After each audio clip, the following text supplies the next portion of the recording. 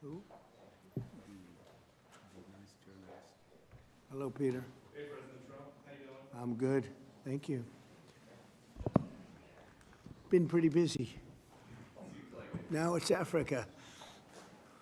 First Europe, then the Middle East, now Africa. Great people with us.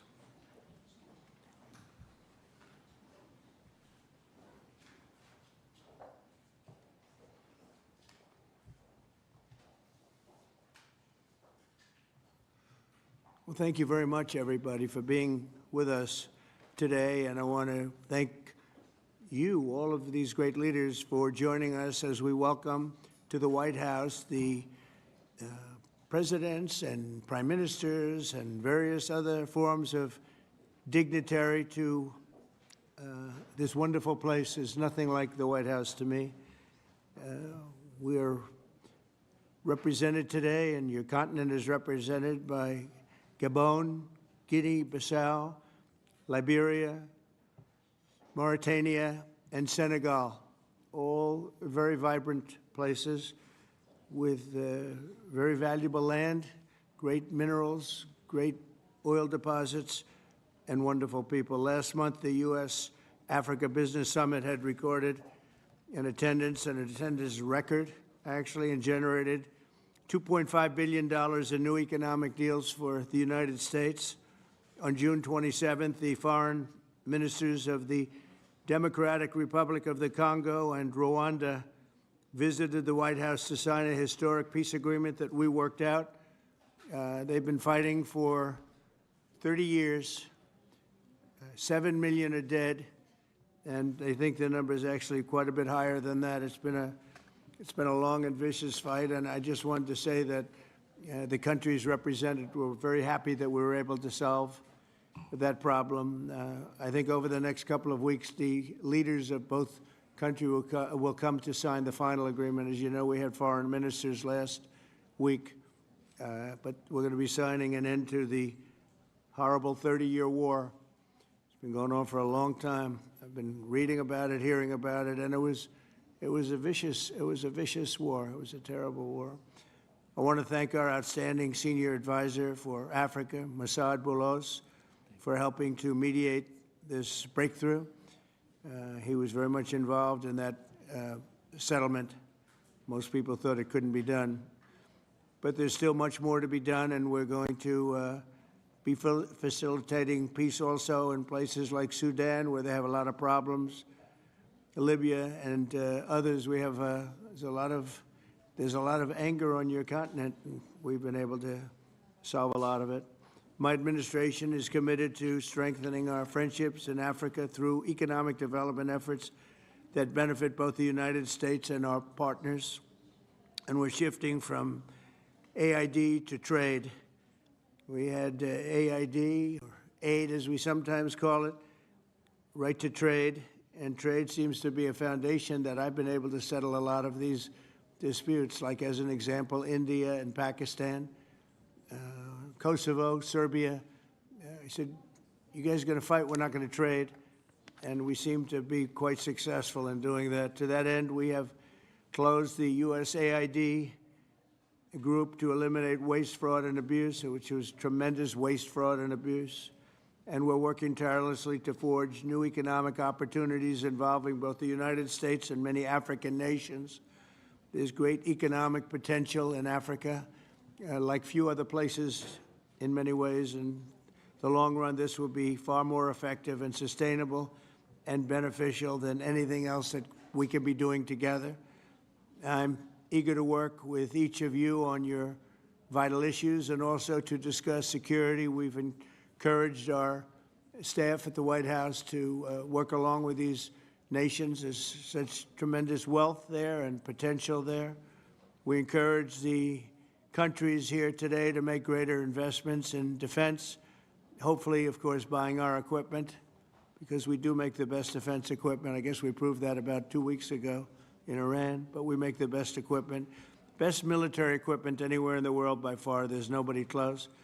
And keep pursuing the fight against terrorism, which is a big problem in Africa. Immigration will also be on the agenda, and I hope we can bring down the high rates of people overstaying visas and also make progress on the safe third country agreements. And once again, I want to thank you all for being here, and it's an honor for me. Some of you I've met, and some of you I just got to meet, and I think it would be nice if you said a few words to the press, which is right back here. Do we have a camera over here? It'd be nice if you could, oh, there it is. You could speak to the, you don't want to turn your head so much. I do it a lot. It's not pleasant. But perhaps we could start with you, please. Thank you very much. Great gentleman, by the way. Merci pour m'avoir donné la parole, Monsieur le Président. Thank you for giving me the floor, Mr. President.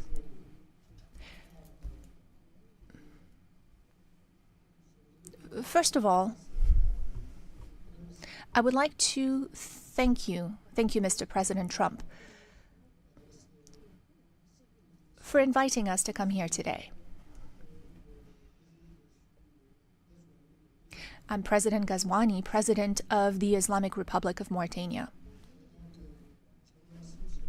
Thank you, Mr. President, for this invitation and the invitation you sent to the other colleagues present here today. This is a very strong message from you, and we are receiving this message very well. This is a message of interest that you're sending to us, and it's a message that you're sending to the whole of Africa. All of this is generous on your part. We are receiving this, and we accept this message from you.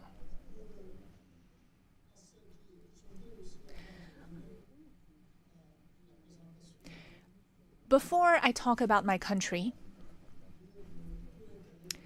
I would like to let you know that we are delighted to see President Trump's commitment to our continent. Mr. President, in the short time you've been back in office, the last few months, you came to the rescue for peace. You did it in Asia with Pakistan and India.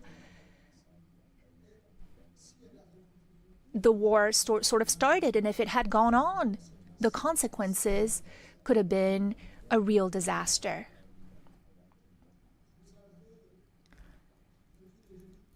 Since the beginning, you've been doing a great deal of work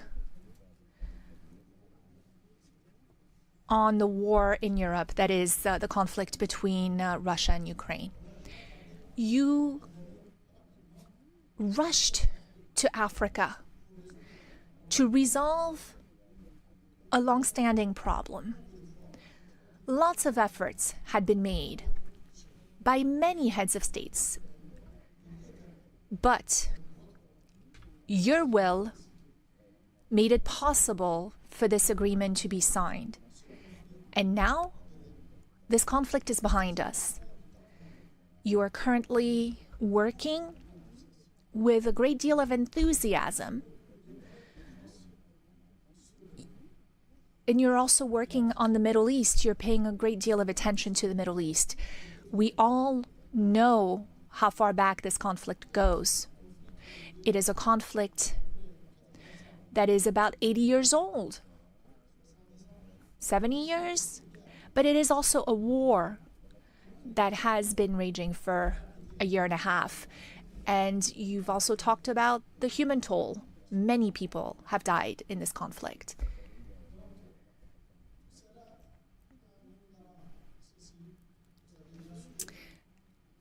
Of course, you also stopped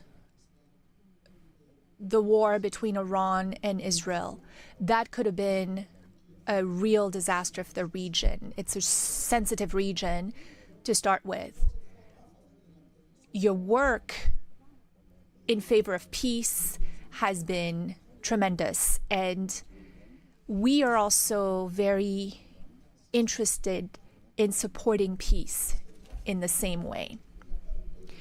When there's no peace, like you said earlier today, when there is no peace, a lot of other things are lacking. When there's no peace, it is difficult to have prosperity. It is difficult to have calm, to have a sense of quietness. It's hard to sleep. It's hard to go about your business every day. You understand that well, Mr. President, and you're working on this. So thank you. Moi, je suis président. I am the president of Mauritania.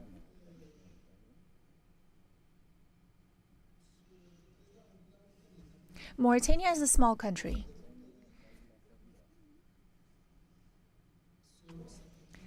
Depending on the criteria you apply. If you look at the number of people who live in Mauritania, it's a small country because we have about 5 million people in Mauritania. We might just be a little bit over 5 million. It's a small country also in the sense that what influence it has throughout the world. It's not like the US, Mr. President.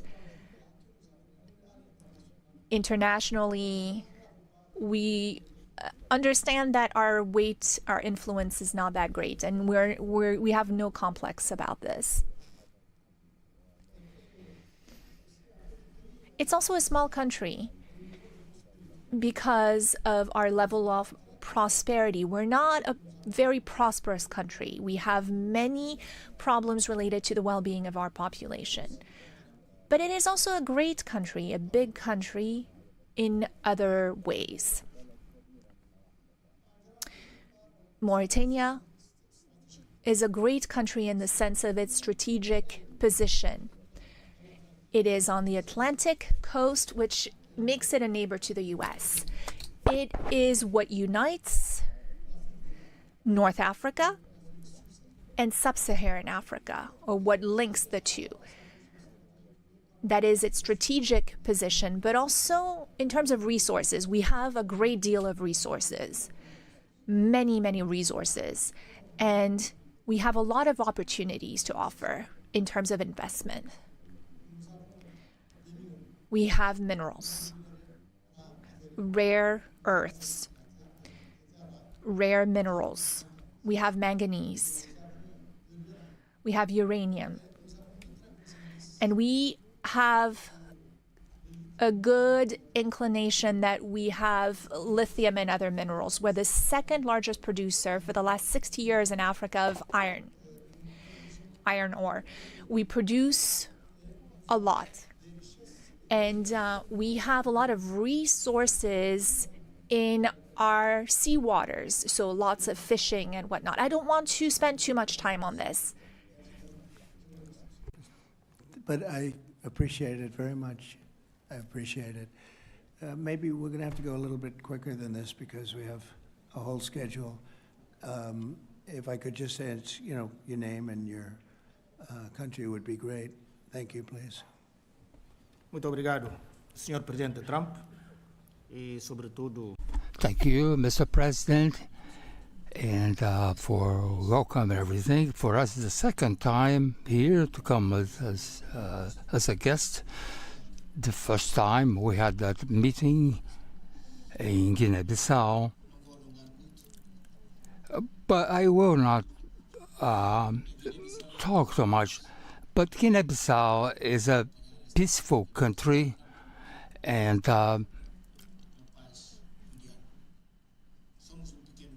we are a small country, but we are a great state. Not a great state like the United States, but we are a great country as well. And to end, we are following your dynamics and the war with Russia and Ukraine. And you can count on Guinea-Bissau. Thank you very much.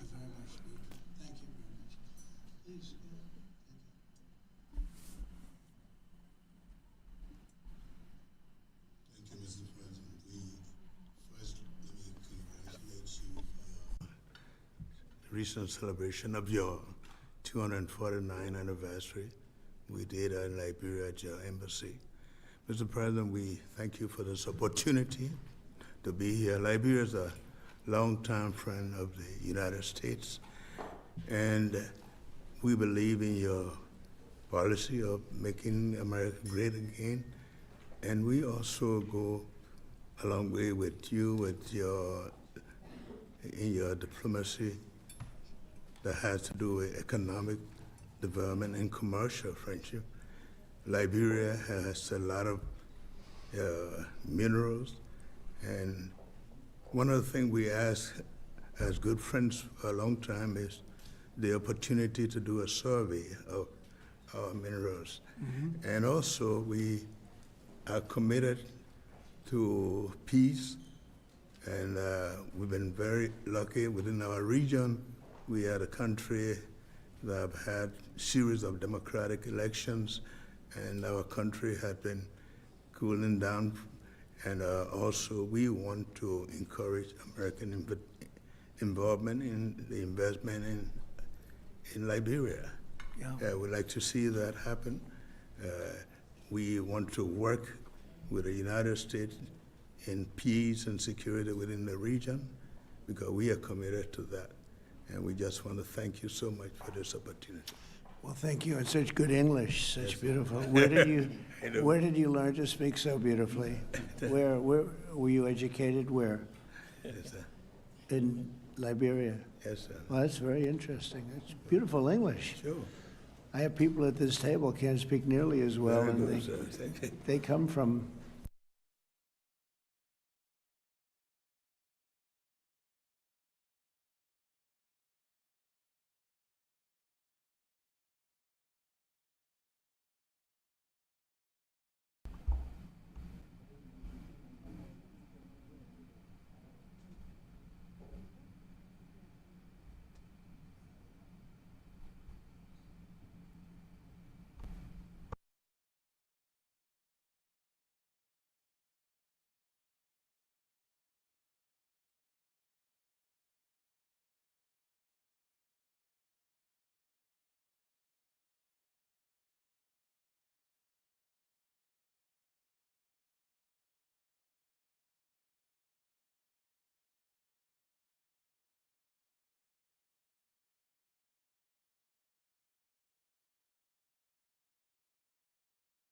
No microphone for the speaker. No interpretation. There's no microphone for the speaker.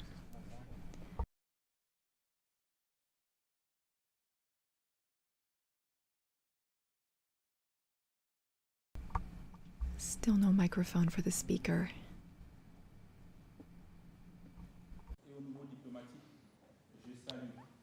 Could you turn that on? Yeah, just press that. There you go. Yes. I would like to commend you, Mr. President, for the success you had in reaching a peace agreement between Rwanda and the DRC. Africa is a vast continent that has many problems, and we truly count on you for your assistance in Sudan and in the Sahel, because no investment can be made when there is a war. For investment, you need peace. The other heads of state who are here with me represent countries that are at peace, and that has been the case for some time. When we also have raw materials, minerals, rare earths. We are not poor countries. We are rich countries when it comes to raw materials, but we need partners to support us and help us develop those resources with win-win partnerships. That is our wish. I often listen to your remarks and speeches, Mr. President. We also want our raw materials to be processed locally in our country so that we can create value and to create jobs for youth so that they stop dying. They are crossing the sea, the ocean, to go to other countries. That is what we want, to have local processing of raw materials. Gabon is a rich country. We have over 2 million inhabitants and a great deal of diversity raw materials, oil and gas reserves, and we would like those resources to be tapped using an economic model that fits. Since our liberation, we have changed how we do trade. We have focused on transparency and bids for anyone who wants to come invest in our country. If you follow the news, we have also worked on agreements with the European Union, and we wanted to review those because we didn't think that those were win-win opportunities. So our market is open. We want to process manganese locally, which you purchase through a company called Aramet, and I'm sure that it's more expensive compared to when you can come and buy it directly from us.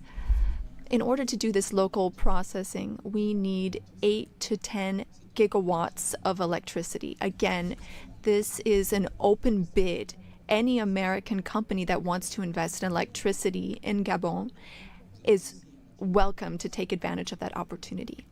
Now, looking at defense, the Gulf of Guinea is an issue. There is maritime piracy in that area, and we want to work together to stabilize it. You said you had the best equipment, the best military equipment, and that's what we'd like to have so that we can stop maritime piracy in the Gulf of Guinea. We can't do it alone. We need a reliable and strong partner that is committed and that takes real steps, real action. We also need to be pragmatic, and that's what you are. And I'm a general, and I am too. I'm pragmatic. I like it when things move quickly. Our country is free, open to one and all. You are welcome to come and invest. Otherwise, other countries might come instead of you. Thank you. Good job. Thank you very much. Appreciate it. Okay. Thank you so much, Mr. President. I would like to thank you for this invitation. It is an honor for us to be here at the White House and to have this opportunity to speak with you about the new partnership that you are putting in place with Africa, particularly for investment. I also wanted to commend you for your commitment to peace throughout the world and the incredible diplomatic success that you had with the DRC, as my colleagues mentioned. You said that this put an end to a long war that claimed many lives, and thankfully, you were here to put an end to this 30-year war. I also wanted to express that Africa supports all efforts to bring back peace to Sudan, Libya, and in the Sahel. Mr. President, as you've seen, you can only do business when there is peace and security, and you build peace everywhere in the world so that there can be better investments. The entire world is grateful to you for this. Now, with respect to my country, Senegal, I've been president for some 15, 16 months now, and I want to reassure all American investors about our country's political stability and our favorable regulatory environment, which we are continuously improving upon in order to attract more investment. I wanted to speak about 2 projects that I think are an exceptional opportunity. I will speak about the U.S. Ecological Survey, which can help assess the potential of the minerals in our country. And thanks to American companies, we've been able to discover oil and gas. Some 950 billion cubic meters of gas that we can tap into in order to support our economy. And again, here we were able to do this with an American company. Another project I'd like to mention, and again, I would like to invite American investors to take part in this. It's for a digital city. We identified a space within the city of Dakar. It has a view of the sea. It's on some 40 hectares, and this is a great opportunity for American tech companies to come in and make Dakar a tech city open to Africa. I was wondering what your secret was for resolving all these complex crises, and I know you are a tremendous golf player. Golf requires concentration and precision, qualities that also make for a great leader. Senegal has exceptional opportunities to offer, including in the area of tourism. So perhaps an investment could be made in a golf course in Senegal. It would just be 6 hours by flight from New York, from Miami, from Europe, or from the Gulf, and that would be an opportunity for you to show off your skills on the golf course too. Thank you for your attention, sir. Nice. It's some way to show off my skills. It's a long trip to show off my skill, but that's really nice. And he's led a very interesting life. He looks like a very young person. He's a little older than he looks, but a fantastic job. He was treated very unfairly by his government, and he prevailed. And so congratulations on that. Really, congratulations. It was a great job.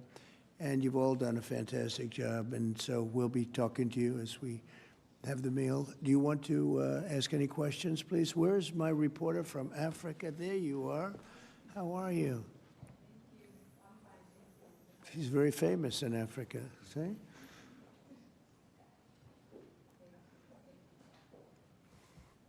Yeah, thank you. Miss, I have one question for the African presidents and one question for President Trump. As you can see, Mr. President Trump, all the African presidents are very happy with your efforts to bring peace in the Democratic Republic of the Congo. My question to you is, today you are making history by receiving 5 African presidents and showing the interest of the United States to collaborate and to work close with the African nations. African continent is watching, African youth is watching, and this new approach that your administration is taking to deal with African nations, not only based on help, but in doing business that everybody can win, is really much appreciated for all the Africans. My question is, are you planning, Mr. President, in the future to travel to Africa to see firsthand all those countries in Africa, all those potential that those countries have? And for the African leaders, my question is, as you can see, President Trump is working to bring peace, not only in Africa, but also in the world. Are you all considering to nominate President Trump for a Nobel Prize Peace? That's a very nice reporter. I got to meet her 2 weeks ago when we had the Congo and Rwanda, and we had some other people up from Africa, and that was the first time. But that's a very nice, I appreciate the questions. Very nice, actually. Would you like to, at some point I would like to go to Africa, absolutely. We're going to see what the schedule is, but at some point I would like to do that very much. Would you like to give a fast answer, please? Thank you very much. Microphone, please. Please. Of course, on soutient cette dynamique. We are in favor of this dynamic for peace. We are very committed on peace. I am the first head of state who went to Russia and who went to Ukraine, both, since the start of the war. I held the presidency of ECOWAS, and I went to see Mr. Putin. We spoke for 4 hours, and then I went to Ukraine. I spent 12 hours on a train to speak to President Zelensky. But now the weight of President Trump is something else altogether. We are with you. We are behind you to see what we can do to help bring peace back. No one wins when there's war. So you have our support so that we can bring peace back. Thank you. Thank you very much. Appreciate it. Go ahead, please. Thank you, Mr. President Trump. Thank you for your questions. A Nobel Peace Prize, while I don't see any problem with it, I think that President Trump deserves it for all the efforts that he's worked on. And he brought peace back in the SEAC region. That is my region, the region where DRC and Rwanda signed a deal. And so he is now bringing peace back into a region where that was never possible. So I believe that he does deserve a Nobel Peace Prize. That is my opinion on this. Well, thank you very much. Very nice. Thank you. I didn't know I'd be treated this nicely. This is great. We could do this all day long. Thank you very much. Please, go ahead. Mr. President, I believe that we have to continue to support America in the strength to be able to bring about peace in the world. America is a melting point and also a country that we all look forward to. And I want to encourage you, because without peace, we cannot have a world to live in. And we stand with you on that. That's right. Thank you. Well said. Please.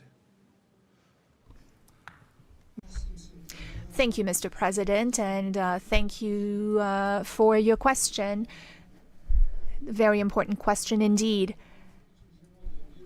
Forgive me for saying this, but unfortunately, I don't really understand. I don't know how things work when it comes to Nobel Prizes, but I can guarantee you that Mauritania would never be opposed to President Trump receiving a Nobel Peace Prize, because he's already working very hard in favor of peace throughout the world, with no distinction, no regard to what continent it's on, and he's working on areas where there are tensions everywhere, and he's committed towards peace, and our world needs more peace. Thank you. Very much. Thank you. Thank you very much. The jury will decide. It's not a matter of voting amongst our countries, but what is for sure is that the results and the work has been done in such a short amount of time show that you would be a good recipient. And I'm sure that the jury sees that, and the rest of the world sees it as well and understands it. When the time comes, I think everyone will see that it is a deserved prize. Congratulations on what you've done so far. If we took a poll, I think you would be very far ahead in those polls. It's very nice. All of you, thank you very much. I appreciate it. Peter? Thank you, President Trump. James Comey and John Brennan, now under criminal investigation related to the Trump-Russia probe. Do you want to see these two guys behind bars? Well, I know nothing about it other than what I read today, but I will tell you, I think they're very dishonest people. I think they're crooked as hell, and maybe they have to pay a price for that. I believe they are truly bad people and dishonest people, so whatever happens, happens. And now, a few weeks after the strikes that you ordered on the nuclear facilities in Iran, there is an Iranian official who says you, President Trump, have done something that he can no longer sunbathe in Mar-a-Lago. As you lie there with your stomach to the sun, a small drone might hit you in the navel. It's very simple. Do you think that's a real threat? And when is the last time you went sunbathing anyway? It's been a long time. It's been a long time. I don't know. Maybe I was around 7 or so. I'm not too big into it. Yeah, I guess it's a threat. I'm not sure it's a threat, actually, but perhaps it is. And on one other subject, two Democratic senators now, Cory Booker and Alex Padilla, have a new bill out. They want to require CBP and ICE officers to have legible IDs, and they don't want CBP or ICE officers covering their faces. Would you ever sign that? Well, they wouldn't be saying that if they didn't hate our country, and they obviously do. I'm surprised that they would do it, knowing a little bit about them. I don't know them well, but these officers are doing a tremendous job. They're great patriots. If you expose them because of statements like have been made by Democrats and others on the left, usually, mostly, I think probably exclusively, you put them in great danger, tremendous danger. And it's sort of funny when people picket in front of Columbia, in front of Harvard, and they have masks on, more than masks. I mean, you can't see anything. Nobody complains about that.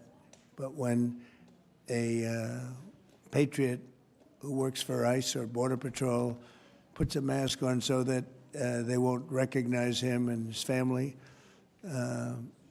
so they can lead a little bit of a normal life after having worked so hard and so dangerously, there's a problem with that. So they have this is the problem with the Democrats. They have a lot of bad things going on in their heads. They've really become they've lost their confidence, number one, and they've become somewhat deranged.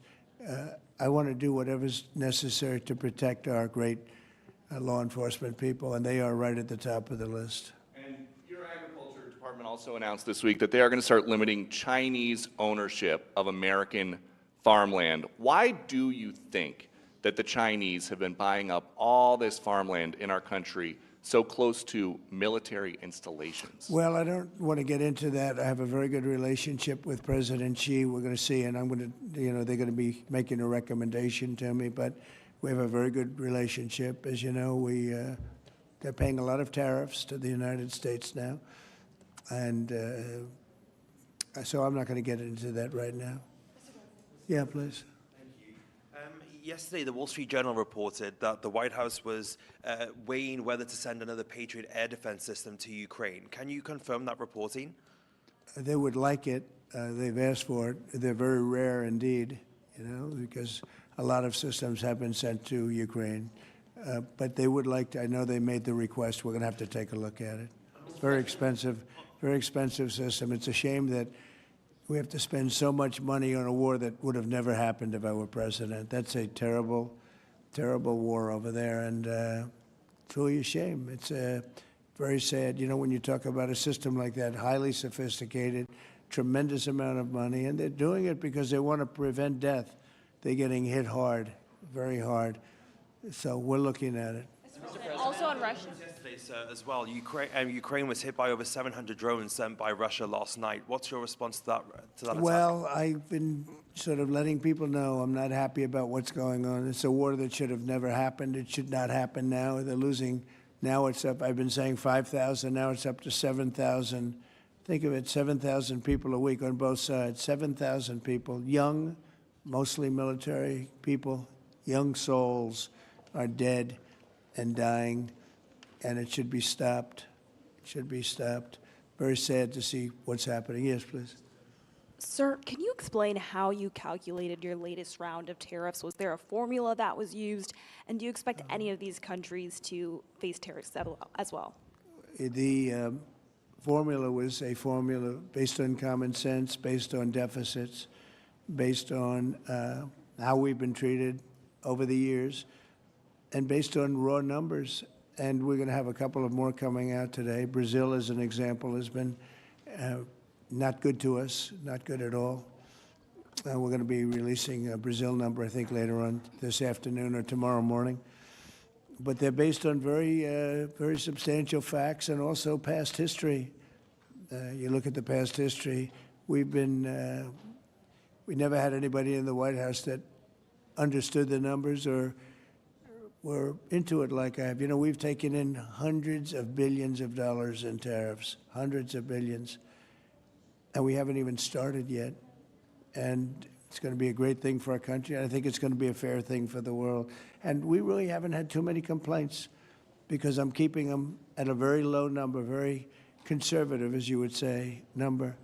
And we haven't had, I'm sure they will be complaining at certain points, but we haven't had complaints. We've been treated very unfairly by both friend and foe. And friend has treated us very badly. It's not even believable that for so many years, you know, I was using tariffs in my first administration. We had the most successful financially administration that there's ever been. This is going to be much better. But we got cut short with the COVID because I didn't think it was appropriate when, you know, Italy, Spain, you saw the horror show that a lot of the countries went through. So I cut it a little bit short. But we took in hundreds of billions of dollars, and we had the most successful term ever from a president financially. But this is going to be much more successful. Yes, please. Do you expect any of the countries here to face tariffs as well? I haven't thought of it, but I don't know. Let's see, I like him, and him. No, I don't think so, not too much. He's very good. He's a friend of mine now. Yes, Thank you for taking our questions, Mr. President. Okay. You talked about the amount of external revenue the country has brought in thanks to your tariffs. Can you talk about how these hundreds of billions of dollars that are getting brought in will help grow the country, and what do you hope to put it towards? Well, bigger than the tariffs, actually, are the fact that when you charge the tariffs at a certain point, they say, well, we can't pay those tariffs. It doesn't make economic sense. These are wealthy countries, and they or their companies will come into our country and build, and that's what's actually happening. If you had a very low tariff, there'd be no incentive to do that. If you have no tariff, like we used to have, which is so stupid, it's not even believable, but then obviously they make their product, the product in their country.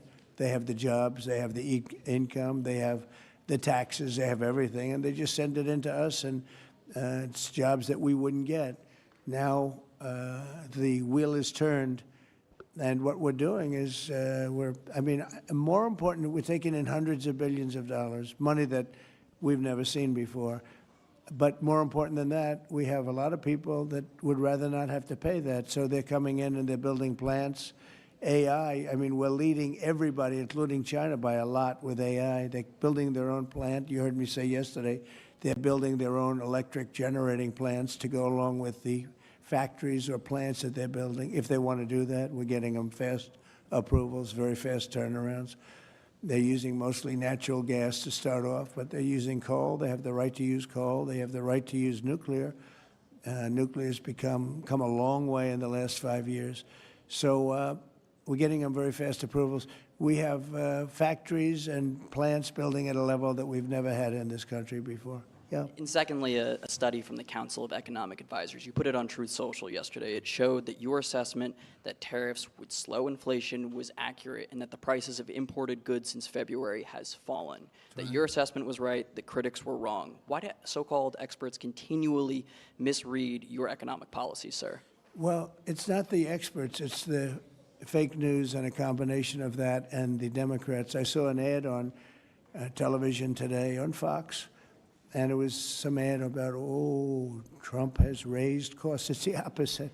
I actually put out a statement. I brought down costs. I brought down the cost of groceries. I brought down the cost of tremendously groceries. If you remember my first week in office, the press was screaming at me about the cost of eggs. They were 4 times higher than they were just a short time ago. That was caused by Biden and stupid policies, and we got that down, and by Easter, it was normalized, and now it's actually even at a lower price. So when I see an ad like that, it's always good to respond. I feel you have to respond. It was an ad that things are more costly. No, they're much less costly. Yesterday, $1.99 a gallon. There's 3 states were selling gasoline at $1.99. You haven't seen that for a long time. And I brought costs way down. Just about every cost. I can't think of a cost that went up, but just about every country. So what they do is they lie. I mean, they take ads. You'd almost think that the advertising station would stop it because they know it's wrong. It's such a lie. All you can do is say it's a lie and explain it. I guess I have the ability to explain it at conferences like this, so I like to take advantage of it and do it. But costs are substantially down under the Trump administration. And as you know, Biden had the highest inflation, I believe, in the history of our country. They say 48 years, but regardless, I think it was really the highest in the history of our country. And they were up to numbers that nobody ever saw before. And we have inflation now totally under control. We have a Fed chairman that, if he was doing his job properly, would lower interest rates. But we're bullying through even that. We're doing so well, it's not having that kind of an impact on us. But you want to see a rocket ship? We should have the lowest interest rates, because without us, there's nothing. And we have a strong country now, and we're taking in a lot of money. And other countries aren't even complaining. They got away with murder. They took advantage of a lot of very stupid people that sat in this seat, very stupid people, or people that didn't understand business or something was going on. But hard to believe that they got away with it for so many years. But now, and I'm treating them very fairly. Again, we have countries with tremendous deficits with us, where we have, where we essentially lose a lot of money. And we are changing that around very rapidly, and I think it's about time somebody did it. Sir, President? Yeah, please. Sir, yesterday you said that you were not sure who ordered the munitions halted to Ukraine. Have you since been able to figure that out? Well, I haven't thought about it, because we're looking at Ukraine right now and munitions, but I have not gone into it. What does it say that such a big decision could be made inside your government without you knowing? I would know. If a decision was made, I will know. I'll be the first to know. In fact, most likely I'd give the order, but I haven't done that yet. Yeah, please. Can I ask how your meeting with Netanyahu went over the last couple of days, and how realistic do you think a ceasefire is this week? Well, we're talking about Gaza for the most part. I think we have a chance this week or next week. Not definitely. There's nothing definite about war and Gaza and all of the other places that we all deal with so much, but there's a very good chance that we'll have a settlement, an agreement of some kind this week, and maybe next week if not. On Africa as well, sir. The African Growth and Opportunity Act, which has been central to many sub-Saharan countries having access to the U.S. market, that's due to expire in September. Are you hoping to extend that beyond it? Well, we'll take a look at that. Yes, please. Thank you. That's up to Congress to take a first crack at. We know that program's been in place for about 20 years, and at the end result of that, we see a lot of other countries operating in Africa. We still see a lot of tariff and non-tariff barriers in Africa. So I think any discussion about that act would also have to think about how we address those kinds of barriers. Yeah, Peter. President Trump, in Alvarado, Texas, a few days ago, 10 people wearing all black allegedly set off fireworks outside an ICE office to lure the officers out so they could ambush them, shoot at them. They had guns and vests and two-way radios. Do you think that this was an isolated incident, or do you think there's a national threat of a left-wing militia that is targeting ICE and CBP? Well, I think you have some very stupid people in the left who have some money that are making it available to these people, because you look at the guns they had, they were brand new. You look at even the clothing they were wearing, it looked like it just came out of some military shop. So you have some very stupid people that, if anything ever happened, they'd be the first to go. They don't understand that. They'd be the first to go. They'd be the first ones hit. But there is money being put behind people. When you look at the weapons they have, the newness of the weapons, rifles that just came out and they have the latest model. So there's something going on, and we'll get to the bottom of it. And what do you think the penalty should be for these people who are, if they are found guilty, for people who shoot at ICE officers? Very, very stiff. Very stiff. A long time in jail, a long time. And one got hit yesterday in the neck, and he fortunately is going to be okay, but he got hit yesterday in the neck. No good. And what would you think if I read you a quote from a lawmaker who says about ICE to abolish it, to treat them as criminals or anything that is inappropriate and outrageous. And I told you that that was Democrat John Fetterman. Wow. It's, by the way, I assume when you read that, because you paused in the middle, you're going to have to read that again without the pause. Could you read that again, please? To abolish it, to treat them as criminals or anything that's inappropriate and outrageous. So he's saying that to treat the people that did the shooting is... Oh, okay, good. Because the way you read it, it really was the opposite. But that's okay. That's all right. I think that's what he meant. No, the new John Fetterman is exactly what you said. He's right. He's right. And we have to protect our police officers, and we will. And we have been. If you saw the stats released by the FBI the other day, the murder rate's way down, the lowest it's been in a long time, and that took place over the last 6 months. For the last 6 months, murder, it's a hell of a subject to have to talk about, but murder is way down at almost getting to be modern-day records. So that's despite the fact that we have a lot of people that came into the country that shouldn't be here. Mr. President? Yes, please. So two questions, one on tariffs, the other on the IRS. Yeah. On tariffs, China is reportedly softening their impact on U.S. tariffs in Africa, announcing last month that they would halt charges on imports for nearly all of its African partners. Good. Does this move by China influence your thinking, your approach to tariffs on the continent? Well, we treat Africa great in many different ways, including with tariffs. But, you know, parts of Africa charge us tremendous tariffs, as you know. And they're going to be dropping those tariffs. They've already informed me they're going to be dropping those tariffs. But we treat Africa far better than China or anybody else, anyplace else. Yeah. And on the IRS says that churches can now endorse political candidates. What's your reaction to this, and how do you expect this to influence some of the work that's afoot on the continent? There's a lot of American churches that are missionaries doing missionary work on the continent. Do you support that? I love the fact that churches can endorse a political candidate. I think so, because we have a lot of respect for the people that lead the church, for the pastors and the ministers and the rabbis and the all different leaders, all different religions, and people respect those people. And I think there's nothing wrong. You know, it was a very big penalty if that took place just a little while ago. They had a thing called the Johnson Act, and it was a very big penalty. I think it's great if a pastor, minister, priest, rabbi, and we could very much go into your religion, by the way, which is something that people are having great respect for throughout the world. If somebody of faith wants to endorse, I think it's something that I'd like to hear. And I can guarantee you the people that they're with every Saturday or Sunday or whenever it is they're with, they want to hear from these people. And it was a very severe penalty. Those people were not allowed to speak up. Now they're allowed to speak up. No, I think it's terrific. Mr. President, your administration took new actions against Harvard University today. Are you still optimistic about reaching a deal with the university? Oh, yeah, I think so. Harvard's been very bad, totally anti-Semitic. And, yeah, they'll absolutely reach a deal. Peter? I just got a text from our colleague, John Roberts. He says that we are now reporting the guy who was arrested in the Alvarado, Texas incident for tampering with the evidence was a green card recipient under the Biden administration and a prior DACA recipient.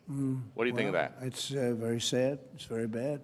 A lot of them are here. We came in 21 million, I think it's higher than that, by the way, but they say 21 million people came in. Many of them are criminals.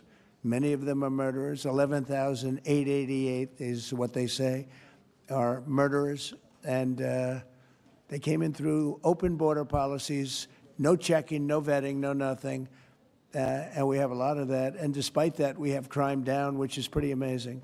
And this is a And long say hello meeting, to so John. Say hello to John Roberts. I will. I'm sure he's watching this right now. A lot of news has broken since we've been in here.